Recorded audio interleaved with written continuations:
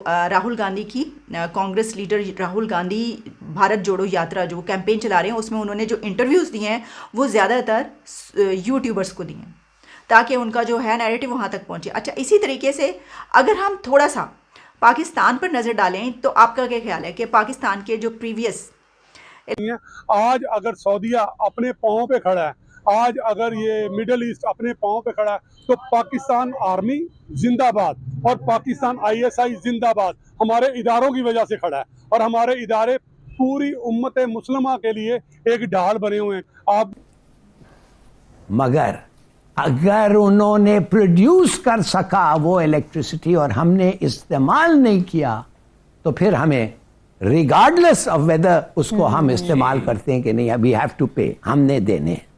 अब आप सोच लें इस पे कितने वाकयात होते हैं जो फैक्ट्रीज बंद होते हैं, ब्रोक होते हैं, कितने हाउ मेनी इंस्टेंसेस हैं।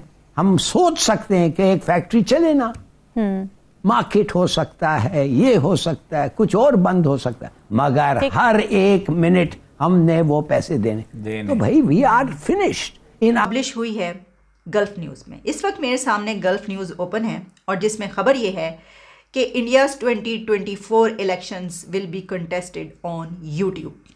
इंडिया का नहीं है तो फिर हम आ जा क्यों नहीं सकते? रास्ते क्यों बंद किए हुए हैं? हमारी इंपोर्ट तो करते हैं, एक्सपोर्ट क्यों नहीं करते हम इंडिया में? हमारा क्या जा रहा है इंडिया में? कुछ इंडिया ही हर शहर के आगे आपको बिजली पैदा करने वाला एक टरबाइन लगनी चाहिए थी, लेकिन नहीं, हम एशियन बेस्ट बनाते हैं।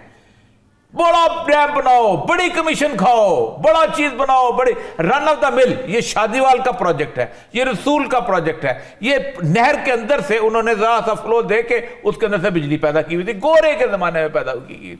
लेकिन नहीं, मंगला की नहर निकली है, उसके अंदर एक मंगला डैम बना दिया क्योंकि बहुत अच्छा लगता है। उसके बाद आगे से उस नहर के अंदर कोई यूटिलाइज नहीं किया गया। हमारा मामला पता है क्या है? हम इन तेल से, इस गैस से, इस कोयले की इंपोर्ट से हम किकबैक्स लेते हैं, हम कमीशन लेते हैं, हमें बदनाम कर रहा है। अब हुआ क्या है, इसमें क्या हुआ है? एक तो यह कि टेक्निकल फॉल्ट होता है। अक्टूबर में जो हुआ था वो टेक्निकल फॉल्ट था। एकदम जब वो ड्रिप करती है ना जी, तो फिर उसको पता नहीं चलता कि कहां से खत्म हुआ। अच्छा। किस आप देखें ना, आपके घर के अंदर जब वायरिंग शॉर्ट होती है तो आपको पहले ढूंढना पड़ता है कि कहां से, और जो बंदे ने वायरिंग लगाई होती है उसको बुलाते हैं कि भाई बताओ कहां से। एक तो उसको तो उन्हें ढूंढते ढांढते हो, आपको पता है 24-25 घंटे लगे। कल का बहरान जो है ये बड़ा, इट वाज अ डुअल वे।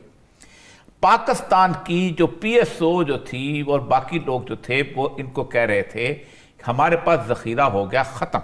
अच्छा। हम मजीद आपको बिजली पेट्रोल नहीं दे सकते चलाने के लिए, पैसे आपके पास नहीं है कि आप कोल थर्मल करें। आप देखें ना, पाकिस्तान पर कोल है ना, थर का, आपने इंपोर्टेड कोल के ऊपर प्लांट्स लगाए हुए हैं। ये आपका जो साहिवाल का प्लांट है, ये इंपोर्टेड कोल के ऊपर है। अच्छा, मैं समझती हूँ कि सिर्फ इंडिया के 2024 के इलेक्शन ही यूट्यूब पर नहीं लड़े जाएंगे, बल्कि पाकिस्तान के 2024 के इलेक्शन, बल्कि 2023 के इलेक्शन, क्योंकि कहा जा रहा है कि अक्टूबर में इलेक्शन होंगे। तो अगर अक्टूबर में इलेक्शन होते हैं 2023 के, तो इसमें मेन स्ट्रीम मीडिया तो कुछ भी नहीं है। मेन स्ट्रीम मीडिया तो कोई देखेगा ही नहीं और देखता ही नहीं है। सब होते हैं ट्विटर पे और फेसबुक पे इस्तेमाल कर लेते हैं, और इसके अलावा यूट्यूब पे। तो इसी पर पाकिस्तान का इलेक्शन भी लड़ा जाएगा, आप देखेंगे।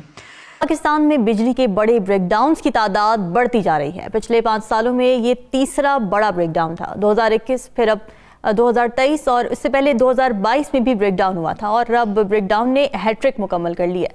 सर्दियों में अगर ये हालात है तो गर्मियों में अल्लाह जाने क्या ही होगा, इसका अंदाज़ा लगाया जा सकता है। 2010 में जब सैलाब आया था, मिलियंस ऑफ डॉलर्स की उन्होंने मदद की। हम उनसे एग्रीकल्चरल प्रोडक्ट्स लेते हैं, तब वो दुश्मन नहीं होता है, लेकिन आम जुबान में कहने को वो हमारा दुश्मन है। तो फिर दुश्मन नहीं है तो फिर हम आ जा क्यों नहीं सकते? रास्ते क्यों बंद किए हुए हैं? हमारी इंपोर्ट तो करते हैं, एक्सपोर्ट क्यों नहीं करते हम इंडिया में? हमारा क्या जा रहा है इंडिया में? कुछ भी नहीं जा रहा है। वो तो हमारी, जब उनके पास वाफिर मिकदार में हर चीज है, वो हर चीज की प्रोडक्शन खुद करें, तो वो हमसे क्यों ले? तो फिर इंडिया के साथ हमारी बनती क्यों नहीं है? पहली बात ये। दूसरी बात ये कि इंडिया ही हमें बदनाम कर रहा है। मुताद अंदाजे के मुताबिक तवील ब्रेकडाउन मुल्क कौम को 80 या 100 अरब रुपए में पड़ा है। और ये सब आपको याद होगा, 2015 में एक दहशत गर्दाना हमला हुआ था जिसकी वजह से पाकिस्तान की 80% बिजली मुतासिर हुई थी, जिसको 9 घंटे में बहाल कर लिया गया था। लेकिन इस बार 15 घंटे से जायद लगे, और हैरत यह है कि खराबी का अब तक इल्म ही नहीं हो सका है। तो एक ऐसी खराबी है कि बिजली बहाल होने के बावजूद किसी को पता ही नहीं कि मसला क्या था। देख अच्छा सर, मुझे आप एक बात बताएगा, बेसिकली 70 मिलियन डॉलर्स की बात हो रही थी, क्या लगता है पाकिस्तान की इमदाद करने वाला है इस मीटिंग में इंडिया या फिर नहीं? अल्लाह की कसम, इंडियन का फैसला अगर मेरे हाथ में, तो मैं कभी पाकिस्तान को कर्जा ना दूं, पाकिस्तानी हुक्मरानों को कर्जा ना दूं, क्योंकि वापसी की उम्मीद ही नहीं है। अच्छा। इस वजह से हमारी रेपुटेशन खराब हो जाती है कि क्योंकि इंडिया में 5G के बाद लोगों में ज़्यादा इंटरेस्ट पैदा हुआ है, एक तो ये, दूसरा ये कि इंटरनेट तक अब एक्सेस बहुत ज़्यादा हो गई है लोगों की, और तीसरी एक सबसे बड़ी बात ये कि जो मेन स्ट्रीम मीडिया है वो अब कहीं दूर चला गया है।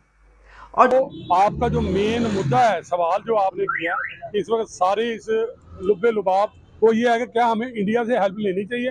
हाँ, इंडिया से हमें हेल्प लेनी चाहिए, लेकिन खुददारी के साथ।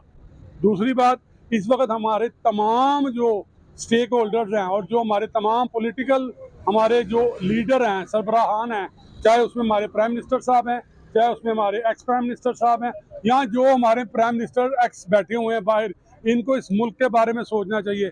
अगर आज ये पाकिस्तान के बारे में नहीं सोचते तो कल को ये लोग पछताएंगे। सर, यहाँ मैं आपसे एक बात पूछना चाहूंगी, आपने बोला है कि हमें इंडिया से पैसे लेने चाहिए लेकिन खुददारी के साथ, इस लाइन का मतलब क्या था? इस लाइन का मतलब ये है कि हर चीज का जो होता है ना, वो गिव एंड टेक होता है। कहीं भी हमारी डिग्निटी को या कहीं भी हमारे दीन को या हमारी आज़ादी को ज़रब नहीं लगनी चाहिए।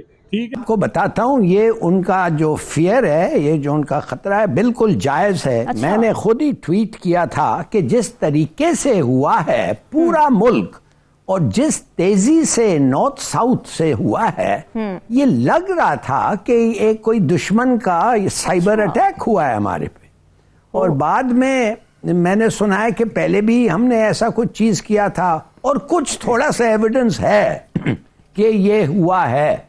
इसलिए रह गई बात, कौमों की मदद भी करती हैं। जब सैलाब आते हैं, जब जल्जले आते हैं, जब खुदाई आफात आती हैं, तो तब कौमें एक दूसरे की मदद करती हैं। और हमारा सबसे बड़ा जो इस वक्त इस्लाम ने हमें दर्ज दिया है वो इंसानियत का है। और अगर हम अपने मुसलमान भाई के एक दूसरे के काम नहीं आ सकते, तो अगर अगयार हमारे काम आ रहे हैं, तो हमारे मुस्लिम कंट्रीज को भी ये सोच कर शर्म करनी चाहिए कि इस वक्त पाकिस्तान किन हालात में जा रहा है। क्योंकि पाकिस्तान का हर अव्वल दस्ता, मेरी बात सुनने पहले, पाकिस्तान का हर अव्वल दस्ता हर एक की जंग के लिए ज़रूरी है, लेकिन पाकिस्तान के लिए कोई ज़रूरी नहीं है ना। ऐसा है कि जितने बड़े बड़े जुगादरी या ये कि जर्नलिस्ट हैं या बड़ी बड़ी पर्सनालिटीज़ हैं, वो ये पसंद करती हैं कि वो YouTube पर आएँ और अपना नैरेटिव बयान करें। इसकी वजह क्या है? इसकी वजह ये है कि जो रीच लोगों की सोशल मीडिया तक है वो मेन स्ट्रीम मीडिया पर नहीं रही। क्यों? पैसा आता है, कमीशन आता है, और क्या है? आप अपने थरकोल के ऊपर नहीं आपने किया, वो आपने कहा नहीं आइंदा से देखेंगे, ये वो जो भी था उस कंट्रोवर्सी में नहीं जाता। फौरी तौर पर बताता हूं आपको, इसमें हुआ ये है कि उन्होंने कहा, अब उन्होंने ये जो कहा यह जाता है दरोग पर गर्दने रावी, लेकिन इतला बिल्कुल ठीक है। अच्छा। कि उन्होंने एक ब्रेक डाउन करके दिखा दिया कि भाई साहब ये सूरत हाल है। अच्छा। अब एग्रीमेंट ये हुआ है कि पैसे थोड़े हैं, 12 घंटे बिजली और 12 घंटे लोड शेडिंग, ये शेड्यूल है। सर्दियों में ये शेड्यूल आया अभी, ये तो गर्मियों में क्या होगा? अमल दरामद हो रहा है कि नहीं हो रहा? बिल्कुल हो रहा है, बिल्कुल हो रहा है। ठीक, अब ये हमने कल भी कहा था कि 12 घंटे का हो गया हुआ है, पैसे आपके पास नहीं है, पैसे लाओ तो कुछ होगा, तो वरना कुछ नहीं होता। बड़ी तशवीशनाक सूरत हाल है। अच्छा हिलाली साहब, वज़ीर तवानाई खुर्रम दस्तगीर ने तवानाई सिस्टम में हैकिंग के जरिए बैरूनी मुदाखलत का खदशा भी जाहिर किया है। तो क्या हमारा तवानाई की जो तरसील का निज़ाम है वो इतना फ्रेजाइल है कि कोई भी हैक कर ले, और फिर हुकूमत क्या इसके तदारुक के लिए कुछ कर भी नहीं रही है? तो प्राइम मिनिस्टर ने, इन अदर वर्ड्स, ये डार को तो ही हैज बीन रिमूव्ड। डार की इनविटेशन को उन्होंने पब्लिकली टर्न डाउन किया। जब एक आदमी की इनविटेशन आप पब्लिकली टर्न डाउन करते हैं ना, उसका मतलब बहुत होता है, खास तौर डिप्लोमेटिक, उसका मतलब है remove him from the sphere of negotiations. अब पता नहीं उसको वो हटा देगा कि नहीं, कि उसके साथ जाके बैठेगा, मगर बात असल ये है कि he is directly negotiating with the IMF, with some joint secretary.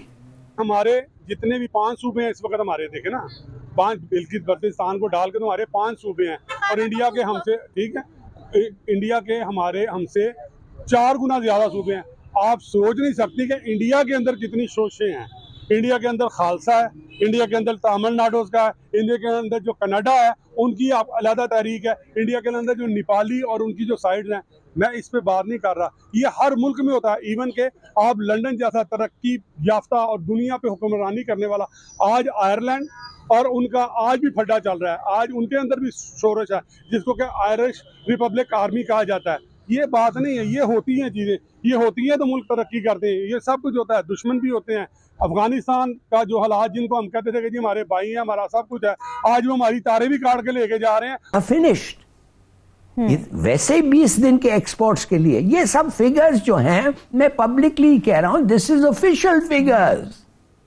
4.6 billion is only 3 weeks imports.